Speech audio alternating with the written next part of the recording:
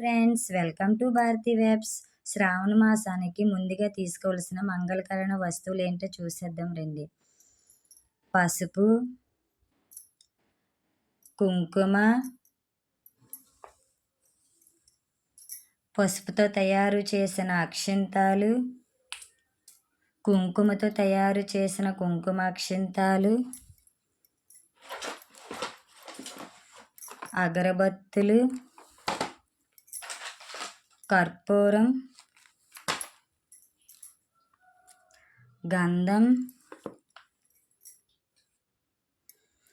పసుపు కమ్ములు, యాలకులు, లవంగాలు. అమ్మవారికి ఎంతో ఇష్టమైన శుభవాసనలు అంత ఇష్టం కదండి అమ్మవారికి. చామంతి పౌడర్, సెంటు బాటిళ్ళు, ముత్యాల పూసలు, అమ్మవారికి వేయడానికి తామర పువ్వుల దండ, గోల్డ్ కోటింగ్ వేసిన తామర గింజలు, తామర పువ్వులు, అమ్మవారికి ఎంతో ఇష్టమైన చిట్టి గాజులు, అమ్మవారికి ఇష్టమైన గవ్వలు, గోమాత చక్రాలు, ఇదిగోండి గోమాత చక్రాలు, గులువింద గింజలు, ఏక కొబ్బరికాయ. నా దగ్గర అన్నపూర్ణదేవి విగ్రహం ఉందండి, దానికి వేయడానికి చిట్టి గాజుల దండ. లక్ష్మీదేవి విగ్రహం ఉంది, దానికి వేయడానికి చిట్టి గాజుల దండ. వక్కలు,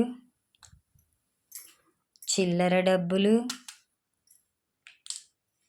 అమ్మవారి ఫోటోకి వేయడానికి నేను తయారు చేసుకున్న గాజుల దండ,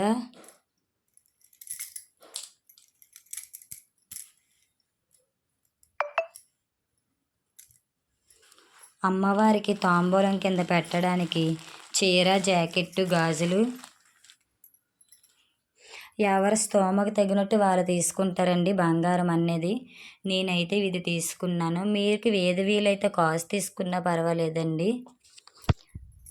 తాంబూలంగా ఇవ్వడానికి వెండి ఖర్జూరం. పూజ అంతా అయిన తర్వాత మనం సాంబ్రాణి పొగ వేస్తాం కదండి, సాంబ్రాణి.